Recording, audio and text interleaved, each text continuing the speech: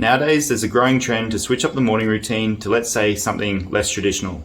Yes, I'm talking about cold showers, and these are frequently being touted as a wonder cure for your health, your longevity, and even lowering your body fat levels. But how good are cold showers, and what does the modern research and the real world have to say about them?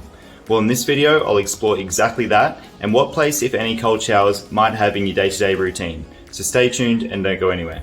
Now let's get into the main benefits that are touted nowadays about cold showers.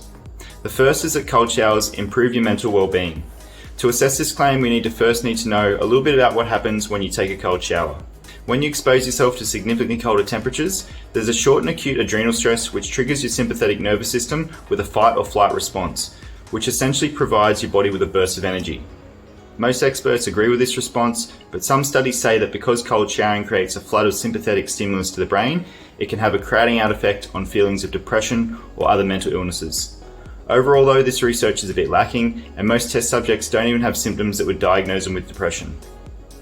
Many subjects just report a positive effect on mood and energy levels, with an associated increase in endorphin rush after cold exposure. So it's unlikely that cold showers will help you if you're depressed, but let's be honest, after getting out of a cold shower, things can only get better. Which leads into the next touted benefit, increased alertness. This one is a bit of an oversell and a no-brainer. Of course, you're more alert if you've just doused yourself in cold water. You can do this just by splashing your face with cold water. Anytime you trigger the fight or flight response, you'll become more alert. And there are ways to make this less acute and the exposure less rapid and manageable, and we'll cover these a little bit later on in the video.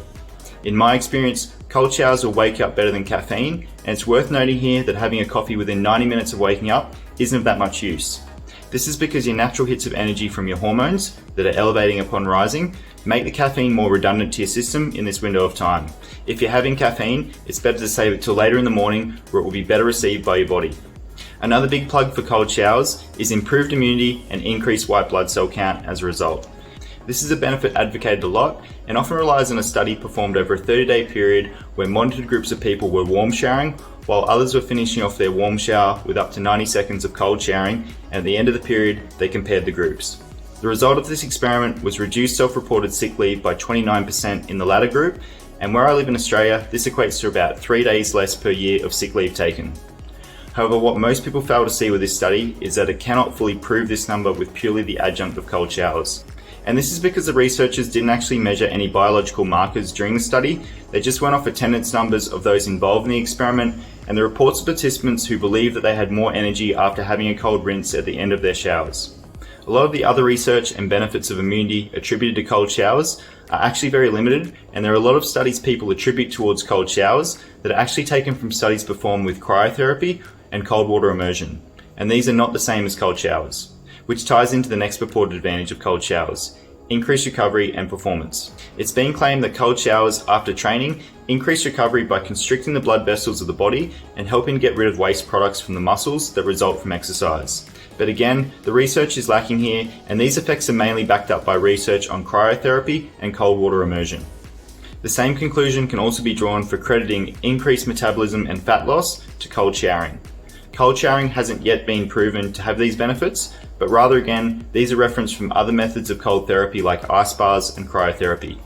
These alternative methods have good and solid data behind them showing that they help push blood from the peripheral areas of your body towards major organs and hence improve your metabolism and brown fat utilization. Next in line for cold shower claims is that they boost your testosterone. This claim is pretty flimsy though, because it's based on studies showing that cold exposure elevates testosterone levels for up to just 10 days after exposure. So fellas, if you're trying to build muscle with cold showers, I'm sorry to disappoint you. In fact, a lot of studies on cryotherapy and ice bathing show that exposing yourself to the cold and reducing inflammation is actually counterproductive and will give negative signals to your muscle building hormones. And this is because cryotherapy and ice bathing might help you recover from performance pursuits and reduce muscle soreness, but when you're trying to build muscle, you actually want inflammation in your muscular system in order to grow. And if you're trying to increase your testosterone longer term, there is no current evidence that cold showers can achieve this. I can assure you though that a cold shower may shrink your bits when you hop under the water, but they'll be vastly bigger once you get out. Another claim I see with cold showers is that they help you fall asleep and stay asleep better. Unless your body temperature is super high, I'm not sure how something that is going to wake you up and make you more alert will somehow calm you down for bed. A lot of evidence actually points towards warm showers being better before bed in helping you get to sleep and stay asleep at a comfortable temperature. What cold showers can give you as opposed to hot showers though, is healthier skin and hair that is less dry. In fact, most hair conditioners actually work better in locking moisture when applied with cold water as opposed to hot. With everything said, it seems like cold showering has some unfounded claims, but nonetheless some perks associated with it too. I personally take a cold shower once a day, every day, as it helps wake me up, feel more energized, and I do have better recovery from training since I started implementing them. They're also a free tool and simple enough to do routinely. They do take a bit of practice and getting used to, but I believe the pros outweigh any potential drawbacks in most situations. I encourage you to try it for yourself though, and if you'd like to know an effective way to do it, here's what I've found to work best for me. The first step is to make sure the water temperature is cold enough and between 1 to 12 degrees Celsius or 35 to 55 degrees Fahrenheit. Be calm when you get in and use your breath to keep you calm. I like to use the Navy SEAL box breathing technique while I'm under the cold shower and just before I hop in. Here's how it works. You breathe in for 4 seconds, you then hold for 4 seconds, you then breathe out over 4 seconds, you then hold for 4 seconds, you then breathe in for 4 seconds, hold for 4 seconds, out for 4 seconds, hold for 4 seconds, and keep repeating this process. Another thing you can do to help acclimatize you to cold showers is getting under the water gradually, and you can do this by exposing your head to the water, then your neck, then your shoulders, then your torso, and so on. It's also better to move around while under a cold shower so the water doesn't cluster and get warm on certain parts of your body. To do this, I just wash myself normally and naturally move around in the process. You eventually want to be under the cold water for 3 to 5 minutes, and we're not looking for hypothermia, so more is not better here. Start small and build up to a minute, then 90 seconds, 2 minutes, and so on until you get between 3 to 5 minutes under cold water. After you're finished under the shower, let yourself warm naturally and don't turn the shower hot or expose yourself to heat. Move around and let your body shiver as you towel yourself dry and get dressed. Also, don't eat for an hour afterwards if you can avoid it, because you want the blood flow going towards warming your body up instead of digesting food. If you're working out, do a normal cool down and stretch, and then leave the cold shower until about an hour or so after your main training session or event. While a lot of people claim that cold showers come with increased longevity, greater fat burning, and a host of other benefits, there isn't actually much research on these cold showering benefits, especially over the longer term. When it comes down to it, you just have to try it and make your own conclusions. Some words of advice here are to just give it a fair go and try cold showering once a day for at least a week and see how you feel. You can either end your normal hot shower with a 1 to 2 minute cold finish, or you can just go straight under the cold water from the get-go without any heat at all. I personally prefer the latter.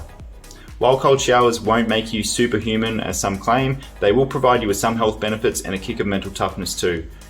For me, it helps build grit, and problems do seem less challenging after having a cold douse. I believe too that in this modern day and age where everything has become super lazy and comfortable, that we put ourselves in temperature controlled environments far too much. It becomes a little too cold and the heater is turned on, or it's a little too hot and the AC is cranked up. This makes our bodies naturally weaker and less resilient, not to mention our mental state. I personally feel better physically, mentally, and emotionally for taking cold showers, and I also find that I don't fart ass around and waste as much time in the shower while I'm getting ready.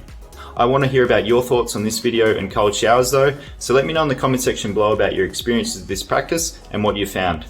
Tap the like button and follow us if you've got a lot out of this video, and make sure you read the description below too so you can grab some of our free bonus material including training programs, nutrition plans, and other great resources. Thanks and see you next time.